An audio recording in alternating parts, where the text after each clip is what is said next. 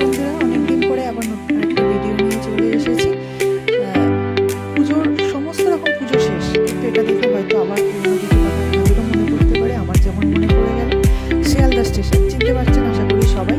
প্রচুর ঢাকি এসেছে ঢাক বাজানোর জন্য, আর এই এত সুন্দর করে তারা ঢাক বাজাচ্ছে না, মানে মনটা ভরেই যাচ্ছিল। এটা পঞ্চমীর দিন, চতুর্থীর দিন ছেলে এসছে, তাই ওকে নিয়েই জামা কাপড় কিনবো বলে গাড়ি ঠিক করেছিলাম। কারণ গত বছর ধরে জামা কাপড় কিনলে ঠিক হচ্ছিল না, সাইজ করতে হবে। এই দেখুন পুজোর সময় কিনেছি, শীতের সময় যখন দেখি সেই জামাও ছোটো হয়ে যায়।